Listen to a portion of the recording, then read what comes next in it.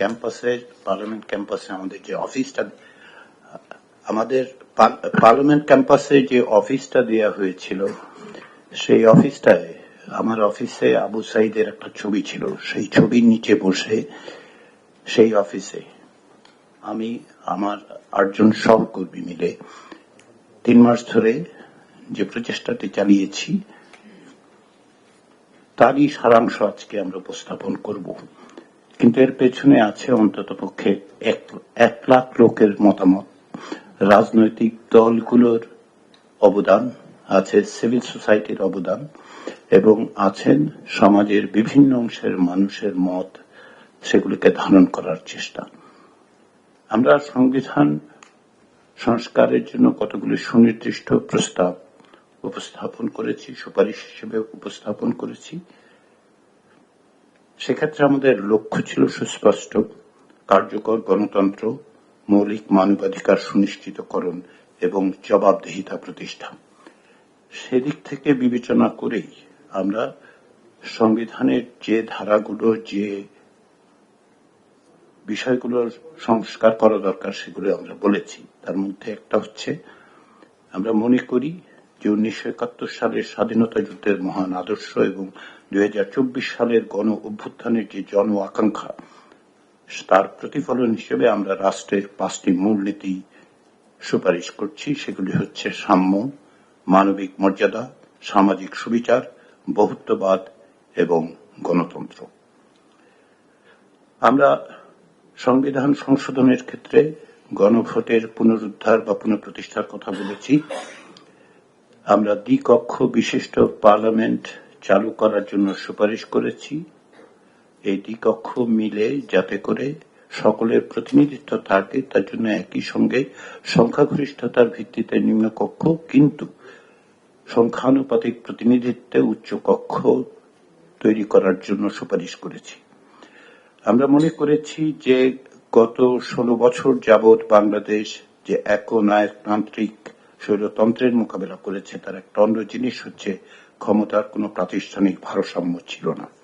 সেই কারণে আমরা যাতে কোনো একক ব্যক্তির কাছে বা প্রতিষ্ঠানের কাছে রাষ্ট্র ক্ষমতা কেন্দ্রীভূত হতে না পারে, সেই জন্য রাষ্ট্রের 3টি অঙ্গ এবং নির্বাহী বিভাগের 2টি পদ, অর্থাৎ প্রধানমন্ত্রী ও রাষ্ট্রপতির মধ্যে ক্ষমতার ভারসাম্য প্রতিষ্ঠার জন্য আমরা একটি চেক অ্যান্ড ব্যালেন্সের বিষয় হিসেবে জাতীয় সাংবিধানিক কাউন্সিল নামে একটি সাংবিধানিক সংস্থা প্রবর্তনের সুপারিশ করেছি। সেখানে থাকবেন রাষ্ট্রপতি, থাকবেন প্রধান বিচারপতি, সংসদের মাধ্যমে যিনি প্রধানমন্ত্রী হিসেবে নির্বাচিত হবেন এবং বিরোধী দলের নেতা বা নেত্রী হিসেবে নির্বাচিত হবেন। 2 কক্ষের স্পিকাররা থাকবেন, ডেপুটি স্পিকাররা থাকবেন, যেহেতু ডেপুটি স্পিকাররা বিরোধী দল থেকে আসবেন, এবং একজন থাকবেন যিনি অন্যান্য দলগুলোর প্রতিনিধিত্ব করবেন। আমরা মনে করি যে সাংবিধানিক প্রতিষ্ঠানের যেই এই ধারা, এই প্রতিষ্ঠান সাংবিধানিক প্রতিষ্ঠানের ক্ষেত্রে নিয়োগ প্রক্রিয়াকে স্বচ্ছ করতে পারবে, জবাবদিহিমূলক করতে পারবে। এটা প্রায় সুস্পষ্ট যে প্রধানমন্ত্রী পদের একচ্ছত্র ক্ষমতা হ্রাস করা জরুরি, এবং যাতে করে তিনি একক ইচ্ছায় নির্বাচন কমিশন সহ অন্যান্য সাংবিধানিক প্রতিষ্ঠান এবং সশস্ত্র বাহিনীর প্রধানদের নিয়োগ দিতে না পারেন, সেজন্য আমরা এগুলো জাতীয় সাংবিধানিক কাউন্সিলের কাছে অর্পণ করার সুপারিশ করেছি। আমরা মনে করি যে প্রধানমন্ত্রী সংসদে অনাস্থা ভোটের মুখোমুখি হওয়া দরকার, সেই ব্যবস্থা করা দরকার। সে কারণে আমরা 70 অনুচ্ছেদ দ্বারা যাতে করে প্রধানমন্ত্রী কেবলমাত্র সুরক্ষিত না হন, সেই জন্য আমরা তার কিছু সংস্কারের প্রস্তাব করেছি।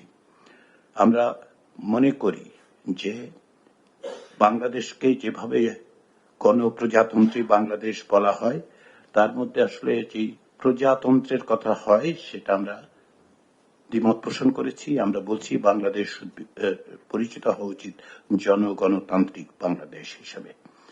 আমরা অন্তর্বর্তী সরকারের সুস্পষ্ট কাঠামোর পরামর্শ দিয়েছি, এবং সেক্ষেত্রে আমরা মনে করি যে অন্তর্বর্তী সরকারের প্রধানের উপদেষ্টা বাছাইয়ের দায়িত্বভার কোনো ব্যক্তি বা কোনো একক প্রতিষ্ঠানের উপর থাকা ঠিক নয়। সে কারণে আমরা জাতীয় সাংবিধানিক কাউন্সিলের কাছে এই বাছাই প্রক্রিয়ার অর্পণ করেছি, তার সুপারিশ করেছি। আমরা আশা করছি সেটা সম্ভব হবে।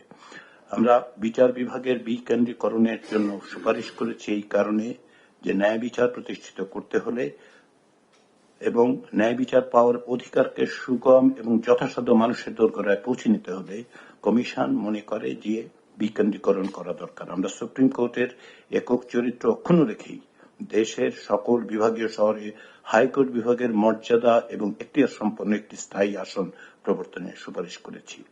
আমরা মনে করি এবং আমাদের কমিশনই শুধু নয়, আমরা যাদের সাথে অংশীজনদের সাথে কথা বলেছি তারা সকলেই প্রায় যেটা জোর দিয়ে বলেছেন সেটা হচ্ছে শক্তিশালীভাবে স্থানীয় সরকার ব্যবস্থা প্রতিষ্ঠা করা। সেই জন্য আমরা স্থানীয় সরকার কমিশন গঠনের সুপারিশ করেছি। আমরা জেলা ও সিটি কর্পোরেশন পর্যায়ের সমন্বয় কাউন্সিল গঠনের প্রস্তাব করেছি। আমরা মৌলিক অধিকারের আওতা সম্প্রসারণের কথা বলেছি। শুধুমাত্র তাই নয়, আমরা সাংবিধানিকভাবে তার সুরক্ষা এবং তা যেন বলবৎযোগ্য হয় সেটা নিশ্চিত করার জন্য আমরা একটি সমন্বিত একক সনদের কথা বলেছি। আরেকটি গুরুত্বপূর্ণ বিষয় সেটা হচ্ছে রাষ্ট্রপতি নির্বাচনের যে পদ্ধতি তৈরি করা হয়েছে তাতে করে ব্যক্তির ইচ্ছা প্রতিফলিত হয় বলে আমরা আসলে এক ধরনের প্রেসিডেন্টের নির্বাচনের পদ্ধতিতে পরিবর্তন করার পরামর্শ দিয়েছি।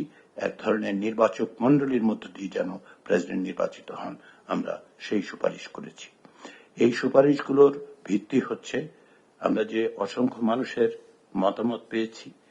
আমি কমিশনের পক্ষ থেকে এটা বলতে পারি যে আমাদের ব্যাপারে যে আস্থা কমিশনের ব্যাপারে প্রকাশ করা হয়েছে তার সবচেয়ে বড় প্রমাণ হচ্ছে যে প্রত্যেক সমাজের প্রত্যেকটি অংশ আমাদের আবেদনে সাড়া দিয়েছেন, এসেছেন, কথা বলেছেন, ওয়েবসাইটের মাধ্যমে কথা বলেছেন।